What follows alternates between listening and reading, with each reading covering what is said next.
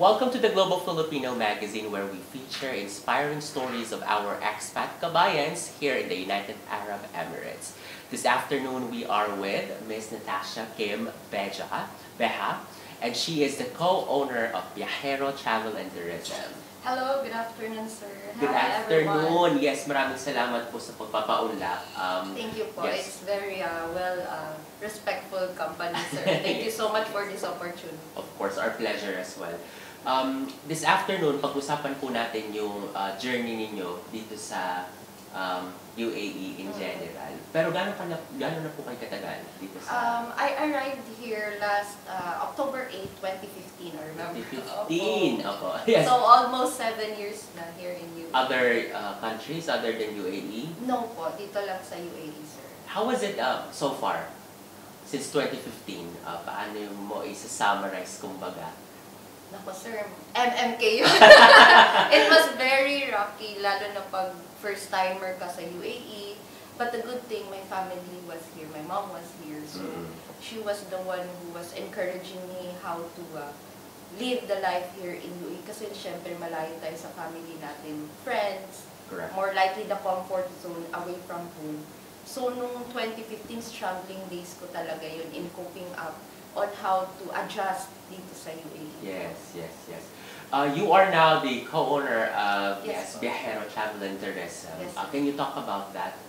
Paano ka nagkaroon ng courage to put up your own business?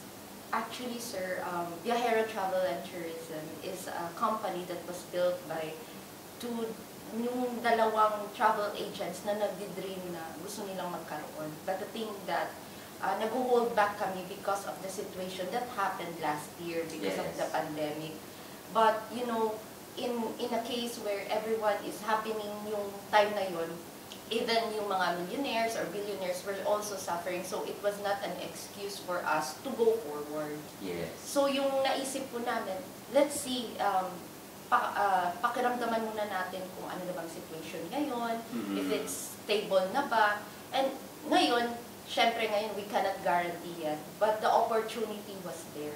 Kasi lahat ngayon, during COVID season, lahat talaga nagbagsakan. And I think that opportunity is just once in a lifetime. So, grab na lang kami. Like, in a business, we should take risk, right? So, that's the very good thing about having a business. My good times, my bad times, pero the fighting spirit and the courage is still there. What are your tasks and responsibilities? So here in Viajero Travel and Tourism, I'm the one who's handling the sales and marketing. At the same time, ako po yung second na nag-handle ng staff. But more probably, I'm the one who's more encouraging people, hahakot ng clients dito sa Viajero, and then encouraging my staff on how to handle the quality best service, especially the customer service dito sa Viajero. So we are more focusing on the quality service and the customer service talaga po. Kasi yun yung gusto namin na mag-build up, lalo na po sa mga kabayan po natin, especially sa Manila to Dubai. Philippine immigration, syempre, napaka-strict. So, ang daming mga documents, ang daming pwedeng mga supporting documents na hindi alam ng mga kabayan natin. And here, in Viajero Travel and Tourism, we are making a difference on showing the kabayans na hindi lang po kami puro travel lang, puro ticket, bigay ng ticket, visa, but we are giving you an opportunity for your travel dreams to happen. Oh, that's really nice. So we look forward for the travels. Hinihintay ko yung packages nyo. Oo, sir. May upcoming kami, but due to the season right now, titingnan muna natin. We will be waiting for that. What type of manager are you? Paano po kayo mag-handle ng mga tao ninyo dito sa Viajero? Ako po, honestly, hindi ako yung more on pushy. I give space to my staff to grow.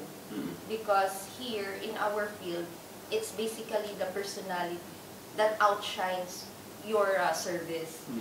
Bumibili yung client because of you. Second thing is the quality service that the company is giving. So, more on supportive type ako na leader. Like, if the sales agent or my staff doesn't know anything, I don't give them the feeling na, ay, mali yan. I give them space. Like, I think it's better if ganito yung gawin mo. Because here in UAE, having that encouragement is one of the best foundation of our career. Alam mo yun, yung parang may nagsiset sa atin na you can do it. Encourage talaga. And that's the best feeling you can have na parang sa career mo, may space ka to grow. Hindi ka yung parang nasasakal na you have to do this. Eh, syempre, hindi naman tayo. But here in Filipinos, we always adjust. Correct. We always adjust, we always cope up, and we give our best. Yun lang naman yung best thing about us, Filipinos and kabayan. Taga saan po kayo sa Philippines? Taga ano po ako, I was born in Davao City, but now po nasa Cagayan de Oro City na po kami. It was the place of my dad. So doon po siya na-born. So doon na po kami nag-reside ngayon. But your parents po ay nandito sa, or your mother? My mom and sister and my nephew was here before, but umuwi na po sila noong 2019. Na-for good sila. But let's see, maybe they can come back after pag naging okay na yung... Let's take few years back when you came here. Ano yung reason mo, apart from like having your families here, para mag-move overseas? Actually, I was like, alam mo yun, yung just a girl na gustong mag-dream big.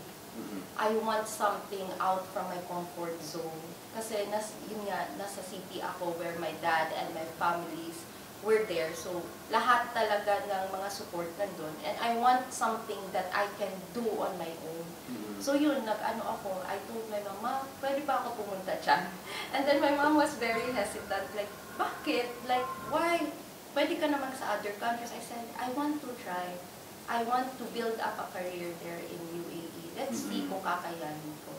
And even if it was a struggling years to build up that kind of career, push pa din ako ng push. Encourage pa din yung family and friends ko. That was one of the best feeling that I had during my tough times. How is it different? Kasi I believe Davao City, it's like different from yung other cities natin, like sa Manila. Coming here, ano yung mga adjustments mo? What were your observation? Na-culture shock ba? Yes. Actually, first thing, na-culture shock talaga ako.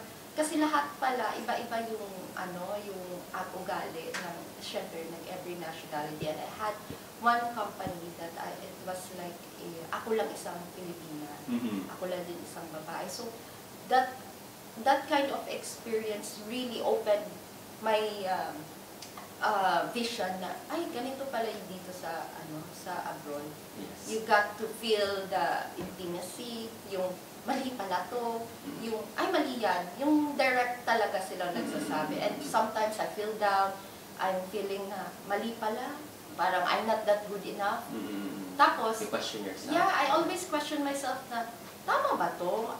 Tama ba itong pinasok kong buhay? Yeah, because when you stay here, 2 years ka magtatrabaho, and then you keep thinking na, kaya ko pa ba? Because the stress on managing your finances, dito ang mahal, di ba? Lahat. Sometimes, more of the time, ang mga families mo sa Pilipinas, they also ask you. And then, at the third time, you have to handle emotional things during your work, and then the stress of doing your work responsibilities, lahat yung nagsasabay-sabay. Love life, hindi naman sumama pa ang love Hindi pa. Hindi pa. What were your struggles now? Sabihin natin, since 2015, ano yung pinakamalaking dagok? Siguro like when it comes to your career and personal life perhaps? I had a bad experience with my first company. So, in detail, in summary, kasi ang haba talaga, we had to do the same type of like complaints like that because of some hindi nabigay yung tamang pasahod, hindi nabigay yung tamang benefits because I was directly hired in Philippines. So pagdating ko dito ay iba pala, biglang nag-iba yung mga contract. Yes, the contract, yung salary, yung benefits nga. So I got frustrated. But the thing is, I'm the kind of girl na I don't want to give up. Hanggang kaya ko, kakayanin ko. It doesn't mean na kung gagapang ako, gagapang ako. Hindi ako pwedeng hindi manalo sa laban. I have to be in a situation that I can say to myself, you did a good job, Natassia. Yun yung natutunan ko sa situation na yun na the best thing you can earn from like living abroad is the self-satisfaction.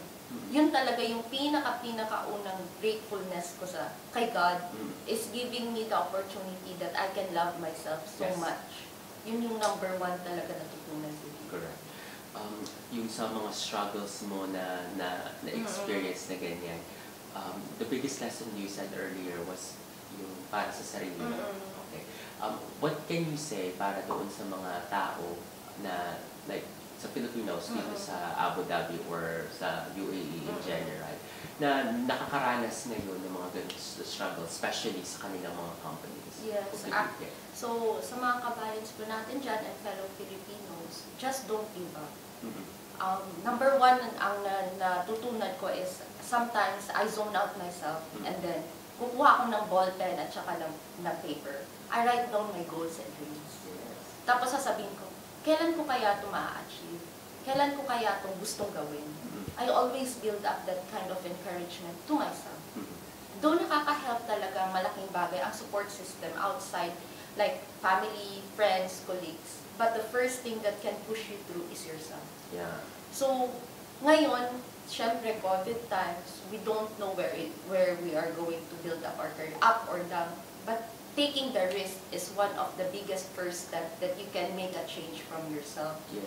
So, push lang kayo ng push, gawin nyo lang yung best nyo, focus lang kayo kung anong nagpapahappy sa inyo, anong goals nyo and dreams nyo sa family nyo.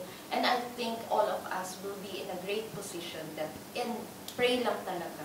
Yeah. Pray talaga as in, prayers do great talaga na pagbabago sa isang life. Speaking of goals, 2022 or like 2 to 3 years from now, what do you want to achieve? Where could you be? Where will you be? Where is Viajero gonna be? So hopefully for Viajero Travel, we are really hoping, kasali din ka sa mission and vision namin, that we will grow as a big company, that we will be, I hope, and God willing, be the #1 travel agency here in UAE. And hopefully by that time, naka-branch na kami sa Dubai or other Emirates, and hopefully I can branch out to other countries as well. So yun yung goal namin. We are not just giving it out na, ito lang si Viajero for the 1 year lang or for the 2 years just to survive. No. We are, whenever you encourage or engage into business, you think something bigger than what you have imagined. Yes. So ganun talaga yung way of thinking ko into Viajero Travel and Tourism. If you're not in the office, and you're not like the CEO you are, what would you do? What are your hobbies? So basically po, nagso-socialite ako. Okay. I go out with friends, but we eat, we talk. Yung parang inaaluf ko yung utak ko, yung stress ko, syempre. And then sometimes I go home directly or manonood na Korean drama. Kasi tatakbo yun ng series na how many hours eh. So yun yung, at least naka-zone out, hindi ako naka-stress, happy lang. Tapos, more on love. You know, ano mga series na what inspires you recently from your series? Mga last na napanood mo? Last na panood ko, I think that one Korean series that struck me most was the from Netflix ba daw? Yes. Okay. Ano kasi pinapanood ko is yung Now We're Breaking Up. The title was, title. it's like negatively, but when you watch the series, it's a girl that started out from nothing and then she built up her career, but through her perseverance, through her hard work. Do you see yourself to her? Somehow, yes. Kasi kahit na anong struggles talaga ng life, push pa din ang push. Para lang talaga ma-achieve yung goals and dreams natin. Okay, final thoughts sa Global Filipino para sa mga nanonood at manunood ng interview na ito. What would you like them to remember from you? Yung life lesson from Miss Natassia Kim.